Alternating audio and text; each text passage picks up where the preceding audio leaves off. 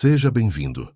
Hoje vamos explorar um conceito profundo e muitas vezes esquecido sobre os conselhos, o valor que eles carregam e o impacto que podem ter na vida das pessoas. Você já ouviu aquela expressão, se conselho fosse bom, a gente vendia? Essa frase tem um grande fundo de sabedoria e hoje vamos olhar para ela sob uma perspectiva mais filosófica, focando no estoicismo, uma das escolas filosóficas mais poderosas e transformadoras, que nos ensina a viver com mais serenidade e entendimento sobre nossas emoções e o que está fora do nosso controle. Você já parou para pensar que, muitas vezes, ao tentar dar um conselho, nós podemos estar agindo mais por um desejo de controle do que por uma real intenção de ajudar? Ou que, muitas vezes, o conselho que damos não é bem recebido ou até mesmo não tem o efeito desejado? O estoicismo nos ensina a compreender o que podemos controlar e o que devemos deixar ao livre arbítrio dos outros. O que está ao nosso alcance é a nossa reação, nosso pensamento e nossas ações, mas sobre os outros temos pouca ou nenhuma influência. O valor de um conselho primeiro. Vamos entender um pouco melhor o que significa dar um conselho. Um conselho é uma sugestão ou orientação dada a alguém com o objetivo de ajudá-lo em uma situação ou de guiá-lo a tomar uma decisão que achamos ser a melhor. Mas o que acontece quando damos esse conselho? Por mais que nossa intenção seja nobre, muitas vezes estamos aplicando nossa visão de mundo na vida de outra pessoa, algo que pode não ser o que ela precisa. No estoicismo, essa ideia de querer ajudar ao impor nossa visão é um tanto arriscada. Epicteto, um dos principais filósofos estoicos, nos lembra que nada está sob nosso controle, exceto nossas próprias ações e pensamentos. Então, ao dar um conselho, não estamos controlando a situação ou a pessoa, mas estamos apenas projetando nossa própria visão da vida em outra pessoa. Isso pode ser mais um reflexo de nossas próprias inseguranças do que uma verdadeira ajuda. De acordo com a filosofia estoica, o verdadeiro valor do conselho não está na instrução direta, mas na capacidade de reconhecer os limites de nossa influência e aceitar que as pessoas devem viver suas próprias experiências. O ato de dar um conselho sem considerar esses limites pode ser visto como uma tentativa de interferir na jornada de alguém, algo que não podemos e nem devemos controlar. A dificuldade em aceitar conselhos. Vamos olhar agora para a outra perspectiva, a de quem recebe o conselho. Muitas vezes, quando estamos passando por uma situação difícil, nossa mente está tomada pela ansiedade e pela confusão. Buscamos respostas rápidas, soluções fáceis, e por mais que a intenção de quem nos aconselha seja boa, a realidade é que nem sempre o conselho será bem recebido. O filósofo estoico Sêneca diz que não é porque alguém nos oferece algo que devemos aceitá-lo. Receber conselhos pode ser difícil, principalmente quando estamos em um momento vulnerável. Podemos nos sentir desamparados ou até mesmo irritados por não sermos capazes de entender as razões de quem está oferecendo uma solução. O conselho, por mais bem-intencionado que seja, pode soar como uma tentativa de nos mostrar o que deveríamos fazer, em vez de nos deixar encontrar nossa própria maneira de lidar com a situação. No contexto estoico, é importante perceber que as nossas próprias escolhas são as únicas que realmente nos pertencem. O que os outros pensam sobre o que devemos fazer ou como devemos agir não muda o fato de que, no final, as decisões são nossas. E como já nos ensinou Marco Aurélio, devemos ser imunes à influência do externo. Ou seja, o que os outros pensam ou sugerem não deve afetar a nossa paz de espírito, pois o que está ao nosso controle é como reagimos a essas sugestões. Antes de continuarmos, quero saber o que você pensa sobre isso. Já se deparou com algum conselho que, ao invés de ajudar, acabou criando mais problemas? Ou você já precisou ouvir alguém sem realmente querer um conselho? Compartilhe sua experiência aqui nos comentários. E se você está curtindo o vídeo, não se esqueça de se inscrever no canal para mais reflexões como essa.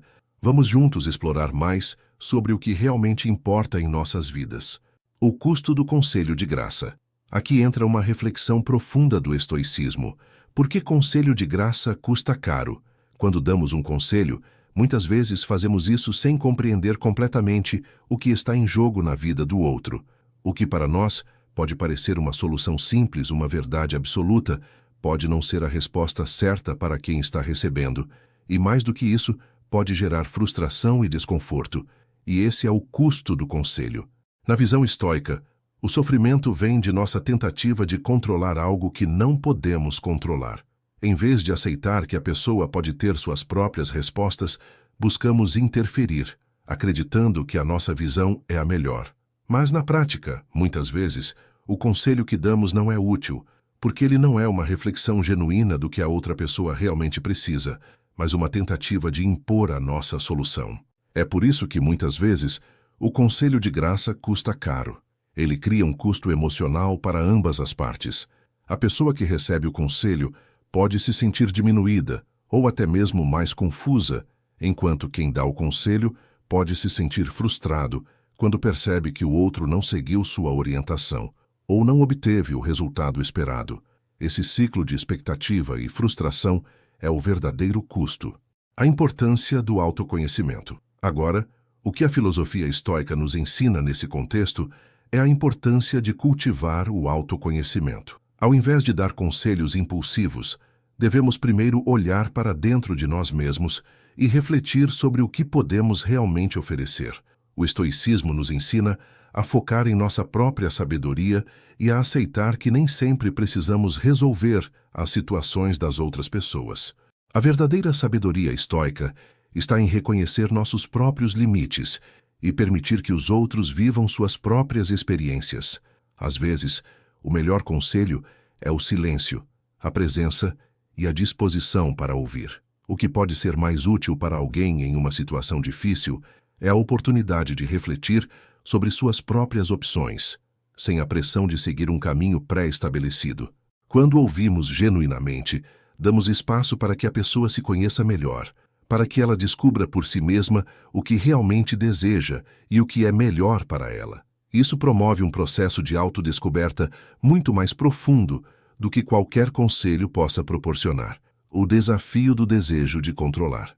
Muitas vezes, nossa vontade de dar conselhos está ligada ao desejo de controlar a situação. O estoicismo nos ensina a desapegar desse impulso. Não podemos controlar a vida das outras pessoas, e forçar um conselho na tentativa de aliviar a dor de alguém é uma forma de tentar fazer o que está fora do nosso alcance. Em vez de nos fixarmos em resolver o problema do outro, devemos focar no que podemos controlar, nossa atitude e nossa empatia. Como disse Epicteto, não são as coisas que nos perturbam, mas as nossas opiniões sobre as coisas. Se alguém nos pedir um conselho, podemos oferecê-lo, mas sem esperar que seja aceito. A aceitação ou rejeição do conselho não está em nossas mãos, e esse é um dos maiores ensinamentos do estoicismo. Quando é o momento certo para dar um conselho? Finalmente podemos nos perguntar, qual é o momento certo para oferecer um conselho? O estoicismo nos dá uma direção clara. O conselho só deve ser dado quando solicitado, e deve ser dado com humildade. Antes de compartilhar nossa visão, devemos refletir sobre a situação do outro e questionar se nossa sugestão realmente agrega valor à vida dele, ou se estamos apenas impondo nossa própria visão. Como disse Sêneca, não adianta ensinar a quem não quer aprender. O momento certo de dar um conselho é quando a outra pessoa está aberta e disposta a ouvir.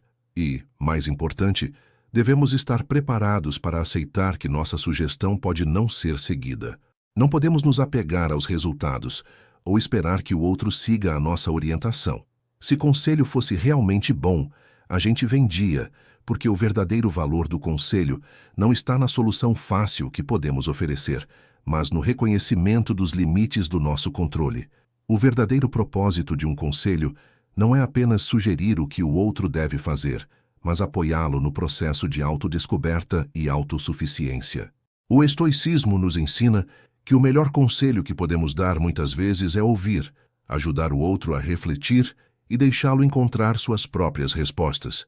O controle que tentamos exercer sobre os outros através do conselho só gera frustração e sofrimento, tanto para quem dá quanto para quem recebe. Portanto, antes de dar um conselho, pergunte-se: a pessoa está realmente pronta para ouvir? Está pedindo ajuda ou apenas precisa de alguém para ouvir? E lembre-se sempre, a verdadeira ajuda está em oferecer apoio, não soluções. Fique com essa reflexão e lembre-se de que, muitas vezes, o melhor que podemos fazer por alguém é permitir que ela viva sua própria jornada, com todas as suas descobertas e aprendizados. E aí, gostou dessa reflexão? Se você acredita que o verdadeiro valor dos conselhos está no apoio e na escuta, deixe seu comentário abaixo e compartilhe com a gente o que você aprendeu aqui hoje. Ah, e se ainda não se inscreveu, aproveite para clicar no botão de inscrever-se. Juntos, vamos continuar explorando maneiras mais conscientes de viver e interagir com o mundo. Até o próximo vídeo.